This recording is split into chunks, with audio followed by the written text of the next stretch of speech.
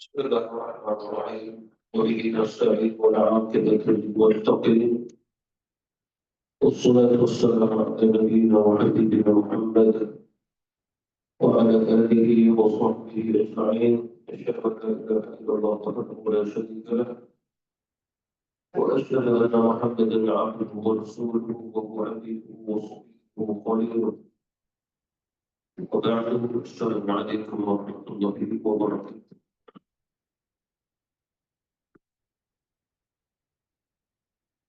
Kita masih itu berkaitan dengan sifat setia, sifat taat kepada Allah Subhanahu Wa Taala. Dan disebutkan sudah ini beberapa kepada Allah Subhanahu Wa Taala berkaitan dengan sifat-sifat tersebut. Ada yang perlu kita ketahui bahawa daripada sifat-sifat Allah Subhanahu Wa Taala yang kita pelajari. Jika sifat-sifat ini boleh diterima pada akal, ada yang perlu daripada akal. Itu yang disebutkan bahawasanya pada zihni, pada makhluk boleh diterima kerana Allah Subhanahu Wa Taala dan dia akan diterima. Juga ada yang tidak dapat diterima kerana apa? Kerana Allah tidak menerima. Pada makhluk orang kan kita mengetahui tidak ada sesuatu pun di antara makhluk yang sangat mengenal Allah ataupun kenal Allah Subhanahu Wa Taala secara sempurna. Kerana semuanya adalah Allah Subhanahu Wa Taala. Seperti mana kita pelajari pada sifat wajib Allah Subhanahu Wa Taala yang dikatakan salbiyah. Waqala fadulil hawadis. Persalahan Allah Subhanahu Wa Taala kepada segala yang bahagia. Hanya yang perlu kita ketahui juga bahawa sebuah pertentangan, persalahan Allah Subhanahu Wa Taala dengan makhluknya yang dimaksudkan adalah kembali atas hendaknya dalam ciptaan.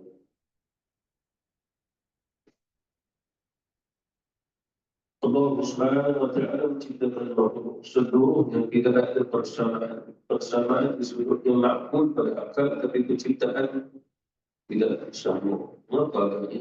Kerana yang tak sama itu berubah. Tapi Allah Subhanahu Wa Taala tidak ada perubahan pada sifatnya, pada zatnya, pada afal, perbuatannya.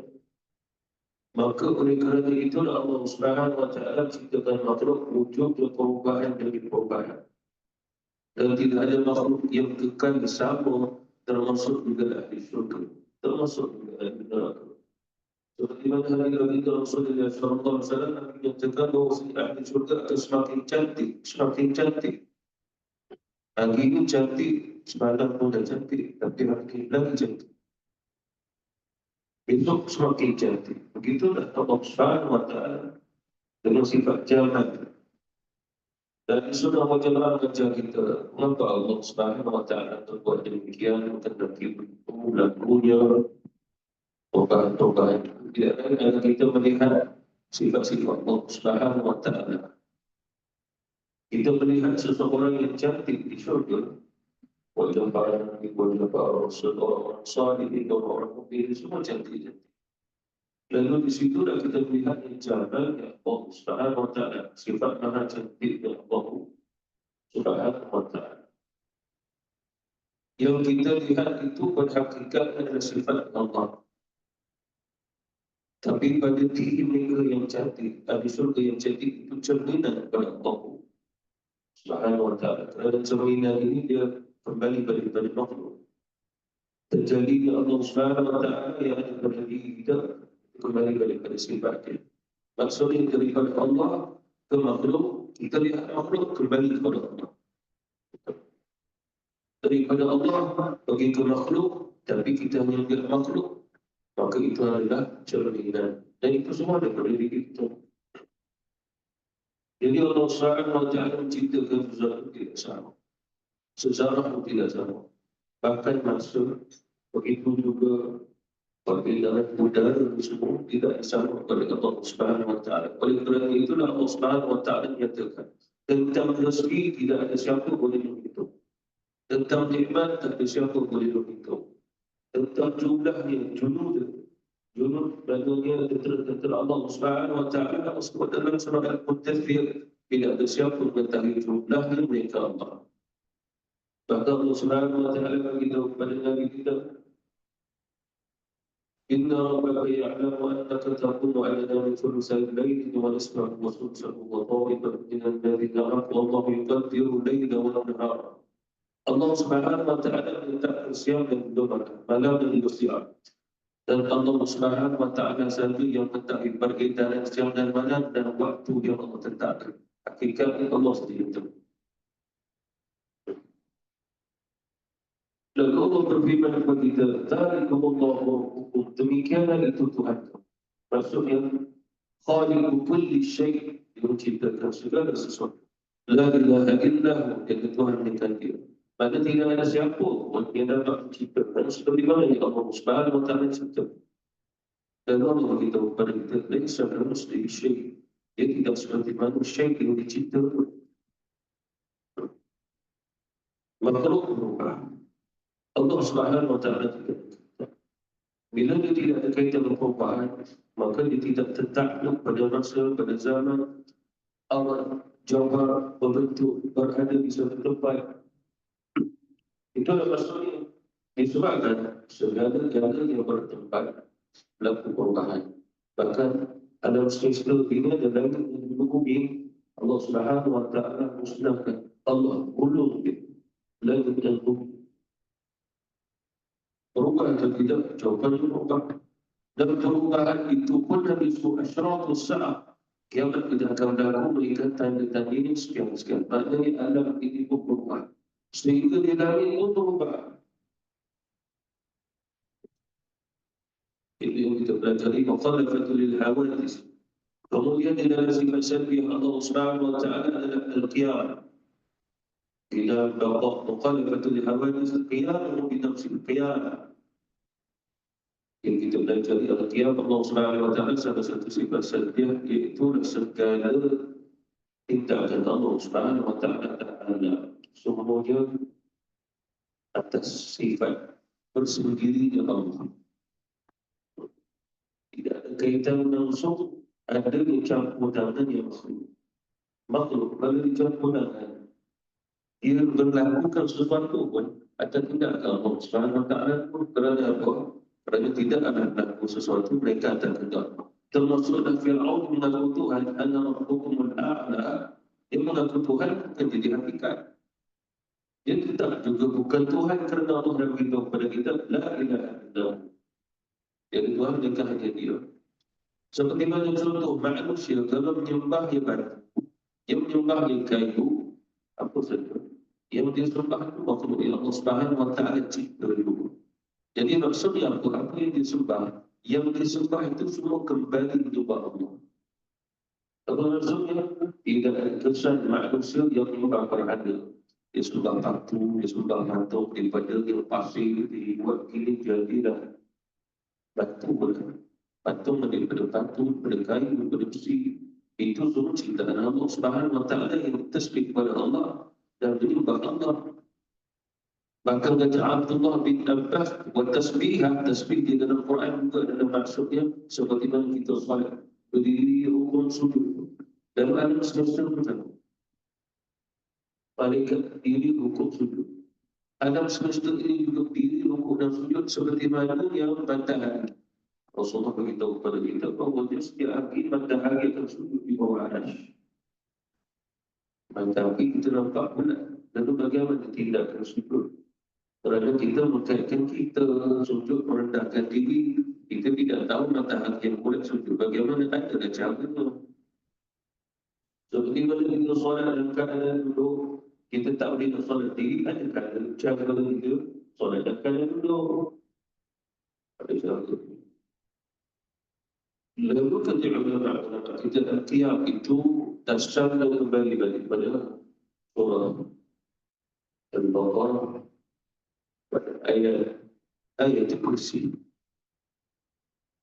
Di mana ayat itu Allah Subhanahu wa taala menurunkan kepada umat baginda Rasulullah.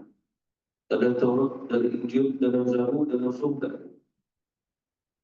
Dan ayat ini satu-satunya ayat yang sungguh agung kata Rasul, disebabkan seluruh sifat Allah yang kita pelajari, yang wajib, yang mustahil, yang harus ada dalam satu ayat itu. Ayat kursi itu yang kita belajar, sifat wajib, sifat harus, sifat mustahil, ada di dalamnya, dan seluruh asma oleh Allah Subhanahu wa Ta'ala ada dalam ayat kursi. Seluruhnya. Di mana Allah Subhanahu wa Ta'ala memulai itu dengan Allah la ilaha illa huwal hayy. Itu dasar. Itu semua kembali tentang Allah Subhanahu wa Ta'ala. Allah memulai dengan Allah. Itu adalah kalimatnya lafzul jalalah, satu lafaz yang paling agung sekali. Lafzul jalalah. Ya Allah Subhanahu wa Ta'ala menyebut la ilaha illa hu. Tidak ada Tuhan yang disembah melainkan Dia. Dan itu maksudnya manusia sembah kepada Allah. Yang disembah kembali kepada Allah. Menyembah Allah. Kenapa? Kerana dia tak terima sembahan kerana Allah dan beritahu la ilaha illa hu. Kerana sembahan manusia pada makhluk yang Allah cipta tak sampai pada makhluk. Tapi kalau manusia menyembah, kita katakan dewa itu patung, dewa itu bahasa itu. Dia juga apa sekalipun Tuhan dengan dewa sekali. Yang disembah patung itu, batu ke besi ke, itu semua menyembah Allah. Maknanya memberi kesan sehingga patung itu mengubah betul-betul jadi Tuhan yang boleh disembah. Itulah Allah kata la ilaha illahu, tidak boleh dipandang. Mengapa katanya? Kalau sekiranya manusia sembah daripada Allah memberi kesan, la ilaha illallah itu tak ada. Jadi mustahil kita nak membatalkan kitab Allah kerana perbuatan makhluk. Makhluk sembah daripada Allah, maka pecahlah la ilaha illahu. Tidak. Mustahil kita mengatakan demikian. Bahkan kita kata kafir kalau kita sekiranya kita mengatakan manusia menyembah patung mendapat kesan daripada sembah. Kafir. Kerana Allah menjawab la ilaha illahu khaliqu kulli syai'. Dia ciptanya semua kembali kepada Allah Subhanahu wa Ta'ala. Al-Hayyul Qayyum, sehingga ketika ulama kita Al-Hayyul Qayyum, walaupun di semua kita belajar qiyam bi nafsi itu, tapi mesti ada kaitan dengan Al-Hayy, ulama akidah dan sunnah. Wal jamaah. Dikatakan di kasyaf, mengatakan dilatih sana. Ada terdapat yang la ilaha illahu, kalimat itu sepanjang timur dan barat. Memenuhi timur dan barat. Di kasyaf nampak. Kita pun boleh tengok juga. Waktu itu cahaya itu lebih jauh. Jadi langit sana, kadang-kadang bila datang dari kota, dia manggil la ilaha illahu. Al-Hayyul Qayyum.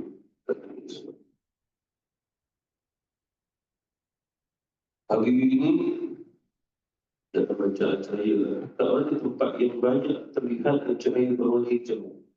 Dua kutub utara, kutub selatan. Sebab la ilaha illahu hadir tertulis di langit ketika mana ada cahaya berwarna hijau. Ketika itu. Ya, Syam boleh lihat. Kutub itu tengah. Di timur, sini barat. Yang bertengah itu antara timur dan barat. Dan kita belajar syahid, kewujudan cahaya hijau sebab cahaya matahari dia turun ketika magnet bumi. Lantun balik kan magnet itu boleh lantun. Dia tak boleh nak dekat. Dia juga menolak. Bila dia tolak, di langit sana nampak hijau. Dan Allah sebut dalam Quran tanda-tanda kebesaran aku itu ada di langit, aku itu ada di bumi. Lalu di situ ada ulama-ulama ahli kasyaf yang ada kemudian dan kita bukan hikmah untuk. Seperti mana baginda Rasulullah sallallahu alaihi wasallam melihatkan Nabi berada di langit, Nabi pun tengok la ilaha illallah Muhammadur Rasulullah khataman nabiyyin sabaqat rahmati wadhi. Nabi kata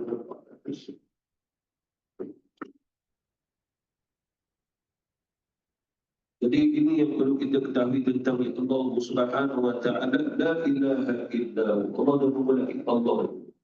La ilaha illahu. Kembali kepada Allah Subhanahu wa Ta'ala.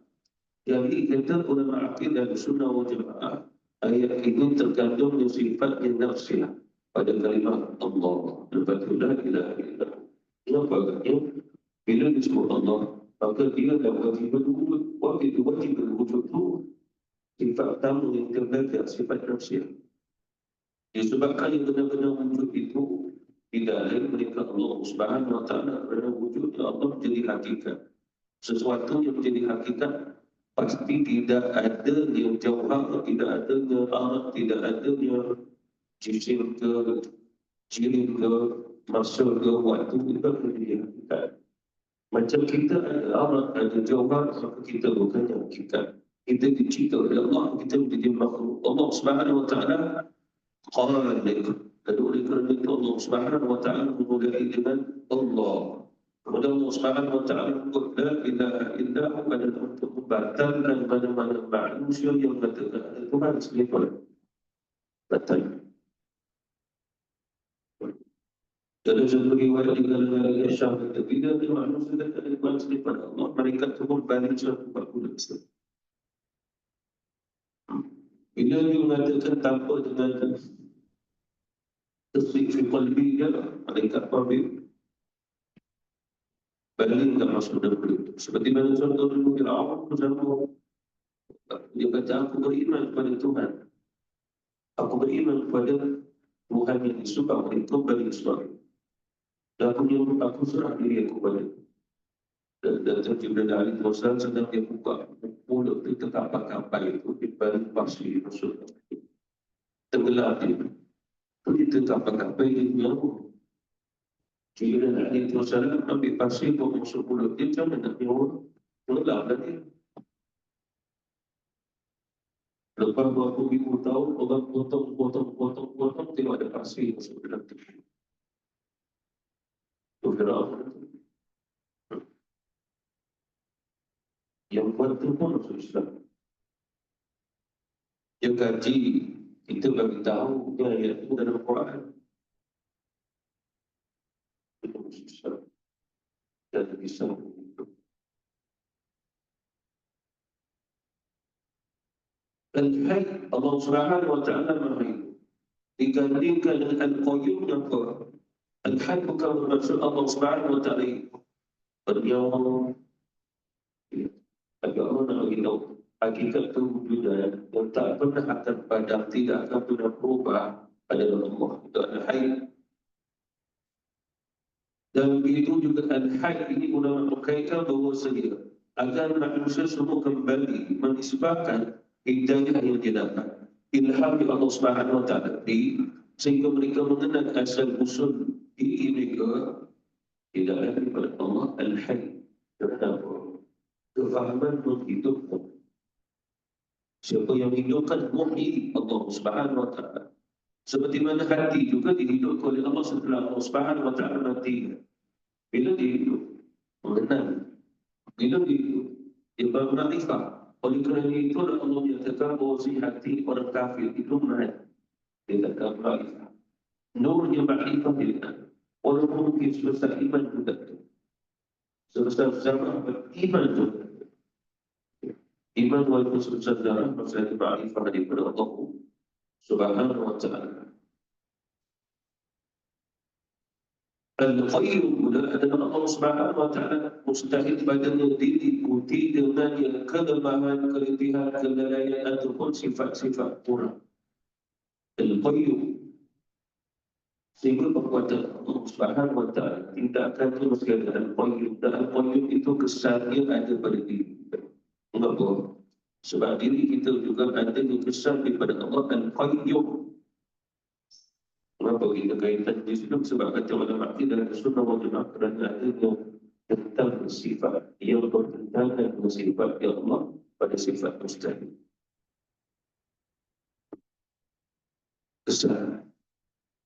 Kesannya adalah bila Allah Subhanahu wa Ta'ala kata dia Maha Hebat, kesan itu membawa kepada kita yang Maha Lemah, yang Maha Hebat. Bila Allah Subhanahu Wa Taala kaitkan dia itu maha hebat, maka sampai kepada kita maha hebat itu. Dan kata ulama itu adalah salah satu kesan. Tidak al-qayyum Allah Subhanahu Wa Taala. Oleh kerana itulah Allah melanjutkan ayat la ta'khudhuhu sinatu wa la nawm. Dia tidak mengantuk, dia juga tidak tidur. Tapi kita kena faham di sini mengantuk, tidur. Walaupun tafsir yang zahir mengatakan macam kita mengantuk, kita pun tidur. Ya, tetapi hendaklah kita ketahui bahawa alam ini pun mengantuk dan tidur, tapi bukan cara yang kita faham benar. Oleh kerana itulah alam semesta ini, aras ke kursi ke lauhul mahfuz semua gantung pada Allah. Syurga neraka semua gantung pada Allah. Langit bumi semua gantung pada Allah. Kerana apa? Kerana dia tidak akan sampai al-qayyum Allah memang sempurna itu pada makhluk-makhluk tadi. Termasuklah aras tadi. Termasuklah malaikat hafalatul aras yang mengangkat aras. Ada 8 orang.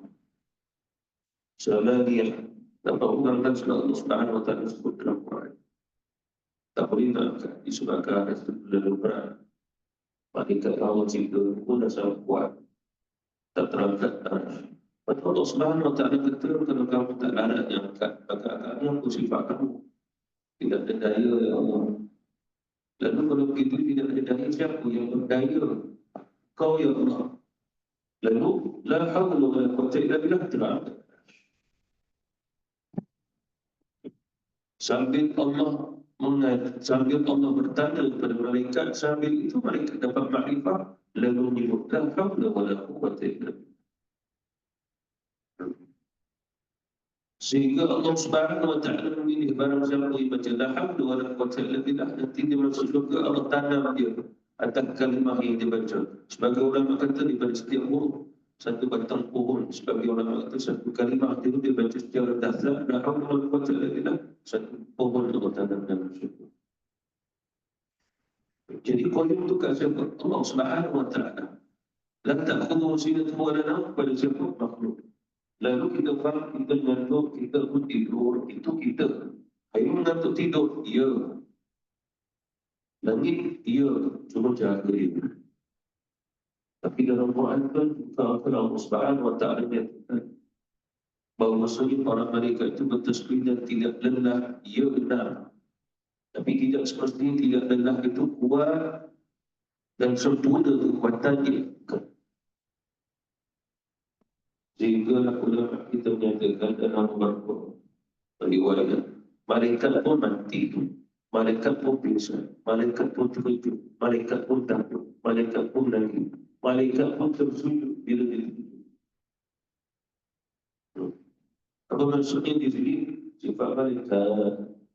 Jadi itu semua kata ulama, walaupun malaikat Allah cipta dia tak tidur, tetapi sifat pada la ta'khudhuhu sinatun wa la nawm tidak pada Allah, tapi pada malaikat sinatun nawm ada juga, cuma dengan cara berbeza. Sebab nawm itu bagi kita, seperti mana dalam Quran, itu juga Rasulullah mengatakan tidur itu sebahagian daripada mati, kata Rasulullah. Bahkan dalam hadis yang lain kata Rasulullah, tidur itu sahabat kepada kematian. Jadi malaikat merasa sakit atau tidak? Ya. Malaikat rasa sakit. Ya, apabila Allah nak bagi dia satu rasa, maka dia rasa sakit. Mengapa? Agar mereka mengetahui bahawa sifat itu Allah bagi dia rasa seperti mana ada pada manusia. Oleh kerana itulah kata ulama, apa yang dirasai oleh manusia, dirasai malaikat. Tapi malaikat takkan. Bagaimana dia rasa sakit keadaan? Sebab itu mungkin jiwa, darah, daging macam kita. Allah Subhanahu Wa Taala mudah memberi rasa tak alam semesta ini, seperti mana mudah dia nak bagi alam semesta ini bicara dengan dia. Ya, dulu kan saya pernah cerita satu riwayat. Jibril alaihi wasallam datang ke Nabi, mata dia tertutup sebelah. Rasulullah tanya, kenapa matamu ya Jibril? Sakit. Apa nama? Satu ketika dia turun, mata dia dah buka. Jibril itu sembuh. Siapa sembuhkan? Allah. Bagaimana sembuh? Allah kata pergi tengok di Lauhul Mahfuz ada kalam, tengok baca dengan mata. Dia tengok baca syifa di situ. Tu yang Allah kata wa nunazzilu minal Qur'an ma huwa syifa. Quran di syifa. Itu yang disunatkan kita baca Quran mata tengok huruf kalimah tu. Yang ada syifa di situ. Bagi orang yang Al-Quran yang melihat ayat-ayat itu dalam hati dia dah, dalam jiwa dia. Jadi itulah maksudnya Allah Subhanahu Wa Taala dan Qayyum, termasuk juga tidak ada pun yang dapat mempengaruhi Allah Subhanahu Wa Taala sedikit pun. Termasuk doa kita, termasuk munajat kita tidak boleh pengaruh kepada Allah. Mengapa? Kerana doa dan munajat kita ke apa saja itu takdir Allah. Hanya kita ada ikhtiar nak doa atau tidak. Aku tetap kalau kamu minta, aku tak bagi. Kalau kamu minta, aku bagilah. Tapi kalau kamu tak minta, aku tak bagi. Kecuali aku tak adilkan, kamu tak minta, aku bagi. Itu sebab Allah Subhanahu Wa Taala maka oleh kerana itu tidak ada manusia pun yang boleh keluar daripada kefahaman tentang Allah Subhanahu Wa Taala Al-Qayyum itu. Ya. Disebabkan semua kembali kepada Allah Subhanahu Wa Taala yang dialah Allah dari Allah Rabbukum, dialah Allah Subhanahu Wa Taala Tuhan kamu, Khaliqul kulli syai', dialah telah menciptakan kamu. Allah Subhanahu Wa Taala menciptakan kamu sehingga wujud dan kamu ini ada zahirnya, wujudnya jadi kamu ada batin kamu. Sehinggalah kewujudan kamu dengan terjadi Allah kepada kamu.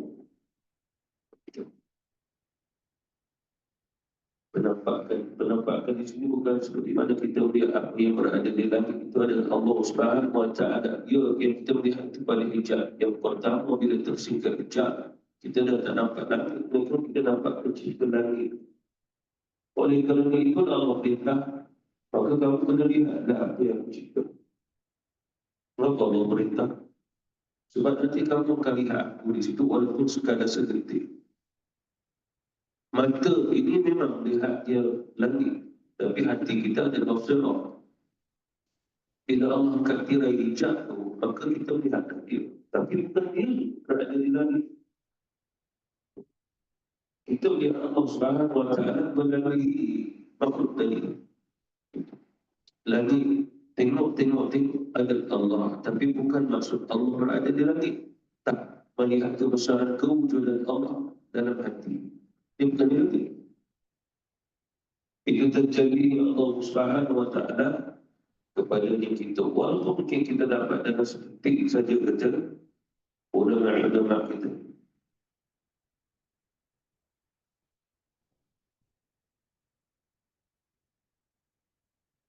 Itu adalah Al-Qayyum. Sebab Al-Qayyum atau Al-Qiyam, Allah Subhanahu Wa Taala dengan sifatnya kembali pada hayat. Kemudian pernah dikaitkan wahdatina. Jadi Al-Hayy ada kaitan dengan Al-Qayyum, kemudian ada wahdatina Allah Subhanahu Wa Taala. Maknanya dia adalah Allah Subhanahu Wa Taala yang Maha Esa.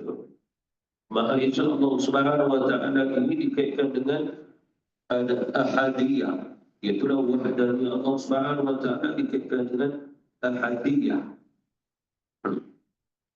Sehingga kata ulama di sini juga kembali kepada ayat dzalikumullahu rabbukum khaliqu kulli syai'. Kulli kembali balik, semuanya berbeza. Kulli yang Allah Subhanahu Wa Taala sebut kulli berbeza. Sehingga ulama kita ditanya perbezaan ini semuanya maksud apa? Agar kamu tahu ahadiyah.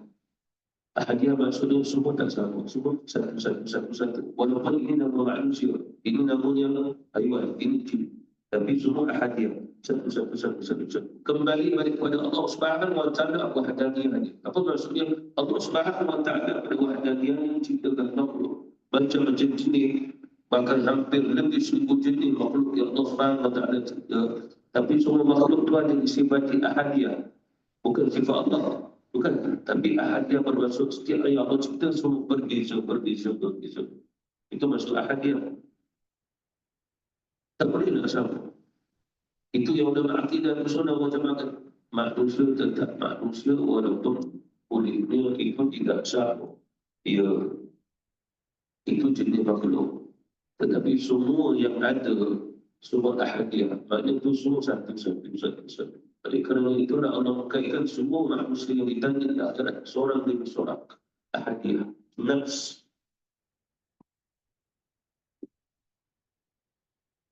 Itu disebut di baginda Rasulullah sallallahu alaihi wasallam. Kamu akan ditanya oleh Allah Subhanahu wa taala tanpa penterjemah.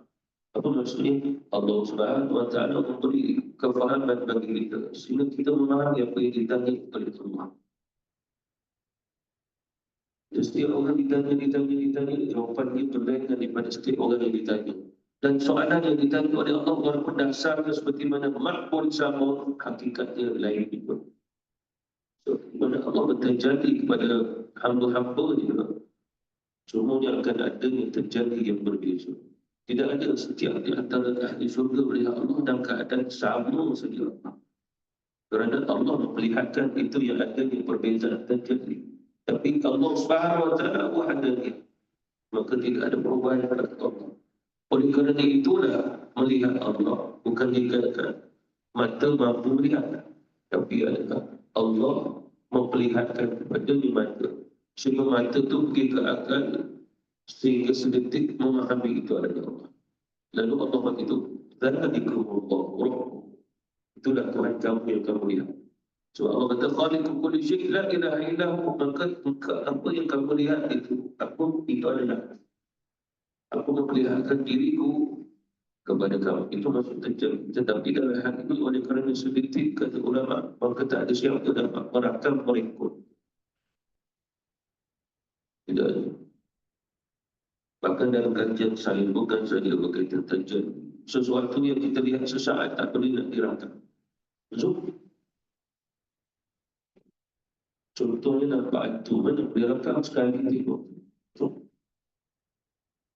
Cuba kalau lama sikit kita boleh tangkap video, tangkap gambar, boleh jadi bukti dan jelas. Betul ni hantu boleh. Tapi kalau zoom itu zoom ini, kecuali dah hantu itu kita nampak dua ke situ. Itu contoh kecil. Lalu Allah Subhanahu wa taala tak ada pengiraan itu, sehingga kata ulama hanya merasa satu nikmat saja.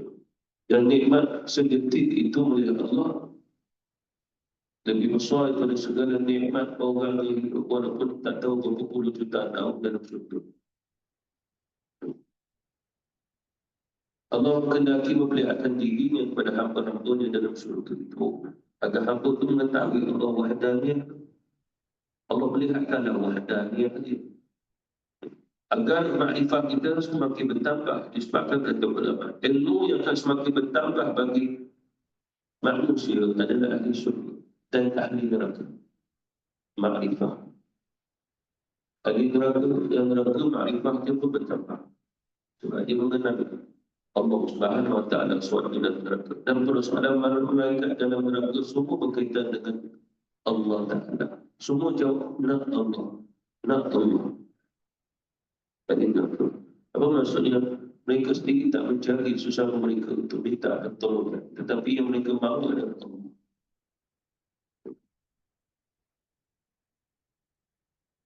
Qalu amanna billahi wahdahu. Kami beriman kepada Allah yang Maha Esa dan sesuatu wahdahu.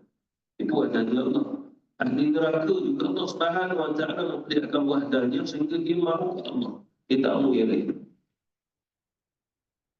Jadi maksudnya apa? Sehingga di neraka pun kenal Allah. Ada ni ma'rifatullah. Ma'rifatullah ini tidak pernah terpadam walaupun dia sumpah kepada Allah sebab ma'rifatullah itu ada dalam jiwa dia. Yang menyebabkan dia dan sebab Allah Subhanahu wa taala hijab. Kekufuran itu, syirik itu hijab dia. Bila dia buang dari hijab kembali dan nampak Allah Subhanahu wa taala secara fitrahnya. Itu pasal orang dulu-dulu tak ada Nabi, tak ada Rasul, terus juga mereka bersyahadah, mereka mentauhidkan Allah, mengisahkan Allah Subhanahu wa taala. Kerana apa? Kerana mereka buang syirik. Syirik itu sebenarnya satu penyakit yang paling sakit dalam dunia. Bukan mati, tapi syirik. Kerana apa? Kerana itulah Allah Subhanahu wa Ta'ala tak mengampunkan dosa orang yang mati syirik. Kerana roda dan penyakit memang tidak boleh diubati walaupun masuk dalam neraka. Walaupun mereka dah kenal Allah pada wahdahnya, Allah Subhanahu wa Ta'ala masih tak boleh nak padam syirik dia. Besarnya syirik sangat-sangat besar pada orang yang lakukannya. Itu pada Allah Subhanahu wa Ta'ala. Bagi seorang hamba, Allah Subhanahu wa Ta'ala menamakan hamba ini Abdul Wahid. Abdul Wahid. Allah Wahid. Kita Abdul Wahid, hamba kepada Wahid. Itulah hamba kepada Allah Subhanahu wa Ta'ala. Dalam hal ini kata ulama, hamba Al-Wahid itu pada nama menunjukkan kepada Allah ada dalam diri dia. Tapi diri dia tidak ada dalam Allah. Ittihad itu maksud adalah dia kata Allah dalam diri dia dalam Allah. Itu masalah dia sudah akidah dan sudah wajibah. Yang tak salahnya adalah ya Allah ada dalam diri kita. Maksudnya kita dalam diri Allah. Kenapa? Allah dalam diri kita adalah majas kiasan. Majas dan kiasan. Allah ada dalam hati saya. Kiasan. Jadi maksudnya aku di sini itu adalah salah satu yang Allah Subhanahu wa Ta'ala sentiasa dalam hati kita agar kita mengenal Abdul Wahid. Kita apa? Wahid Allah.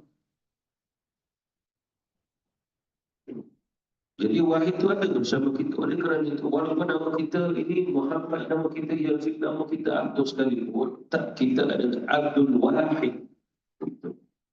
Bagi orang kafir, dia terinjak dengan nama Abdul Wahid. Kita tidak, kita Abdullah, Abdul Wahid, Abdul Qayyum, Abdul Samad, semua Abdul pada asma'ul husna Allah Subhanahu wa Ta'ala ada pada diri kita. Oleh kerana itulah ulama mengajar kita. Kamu jangan senada belajar asma'ul husna, tapi kamu kena belajar asma'ul husna yang bermula dengan Abdul. Allah, Abdullah, Ar-Rahman, Ar-Rahim, Abdul Rahman, Abdul Rahim. Kamu kena belajar disebabkan bila kamu belajar, baru kamu nampak dalam diri kamu ada Allah. Bila dalam diri kamu ada Allah Subhanahu wa Ta'ala, mudah bagi kamu untuk ihsan. Ta'budallah ka'annaka tarahu.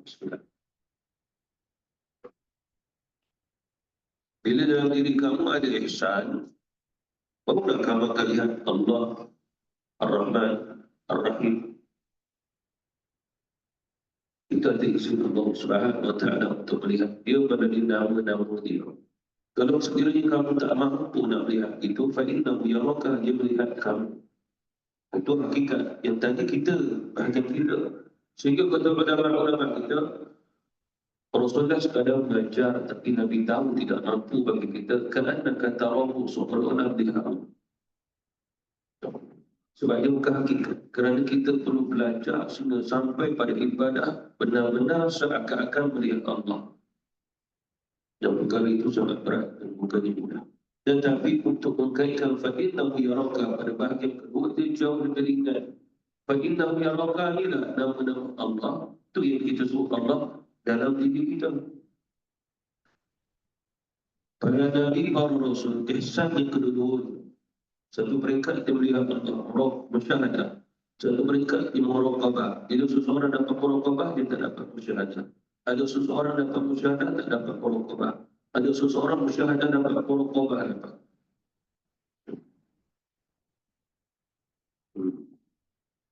Oleh kerana itulah para Nabi Rasul tidak ada ihsan kat situ. Dia nampak Allah Subhanahu wa Ta'ala, maka pekerjaannya, amalnya takkan mungkin ada silap. Sebab dia melihat Allah Subhanahu wa Ta'ala dan hati Allah Subhanahu wa Ta'ala Rasyid sentiasa membimbing, memberi hidayah. Para Nabi melihat itu. Lalu bagaimana nak dikatakan para Nabi juga boleh tersalah dan tersesat? Tapi kan cerita Nabi Adam alaihissalam, Allah kata bahwa itu tersesat. Tersesat bukan kita faham sesat akidah, sesat agama, bukan.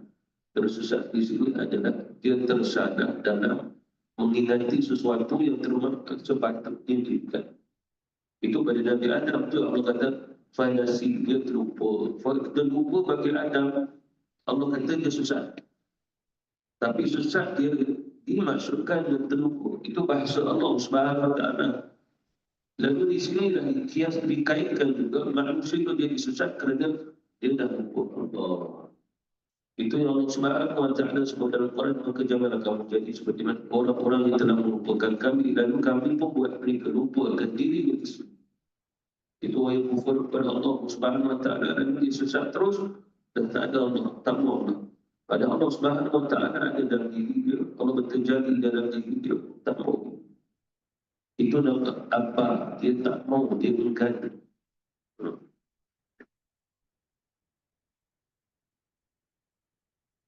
Kenapa dia bunyi-bunyi lagi?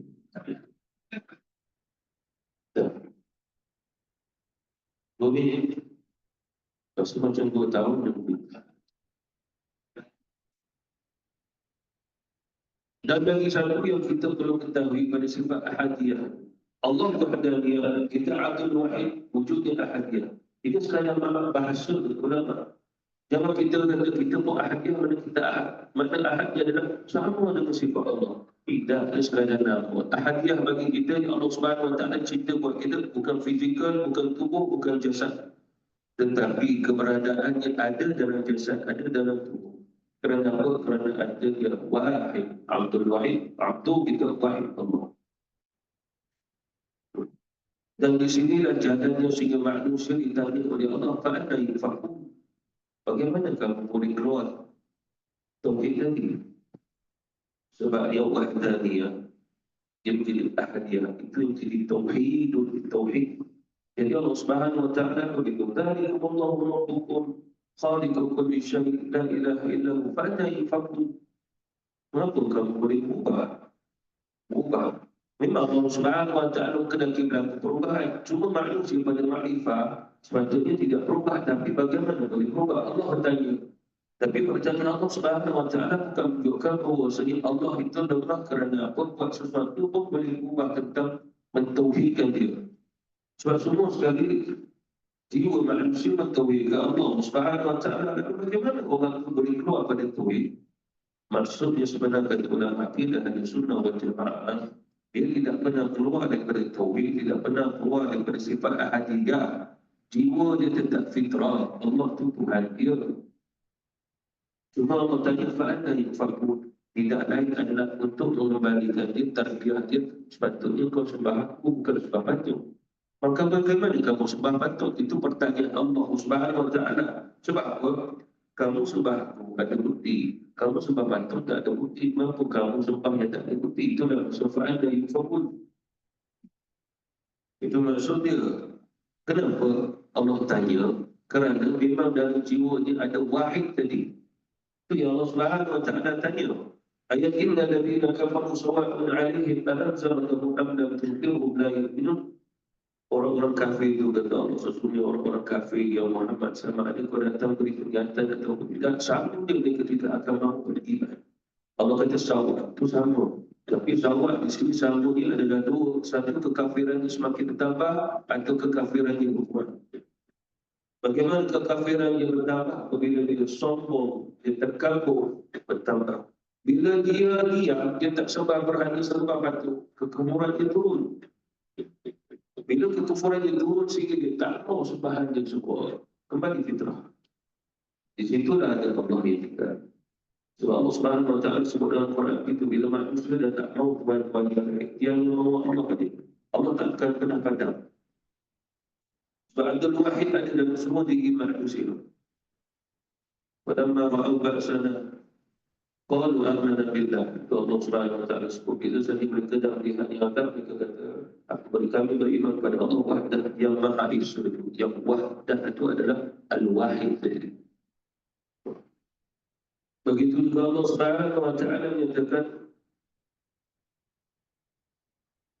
apabila mereka itu ditimpanya satu musibah yang besar di laut, lalu mereka pun berkata, bal dhallu anna. Maka Allah Subhanahu Wa Taala kata bahawa bal dhallu. Semua sekali yang mereka sembah itu dah tak ada dah. Yang tinggal dapat illa dia, kecuali hanya Allah Subhanahu Wa Taala. Kembali dalam diri dia ke wahid. Wahidkan dia, dia ada dia. Allah. Maksudnya, orang-orang kafir sendiri, dia lagi susah, ada sekali dia yang melihat Allah. Yang wahid. Jadi Allah kata, fa'ana yafakun, kenapa kamu berpaling, kamu dah tahu kan? Pada fitrah, di akhirat, semua tahu Allah kan? Walaupun sebenarnya dia ada berharga. Allah tanya berharga, adakah kau yang perintah mereka semua? Tidak, ya Allah, syaitan yang suruh. Banyak berharga kalau mereka kesal, berpihak pada Allah, bukan berpihak pada orang yang bahagia. Wallahu ta'ala. Wabillahi taufiq wal hidayah. Wassalamualaikum warahmatullahi wabarakatuh.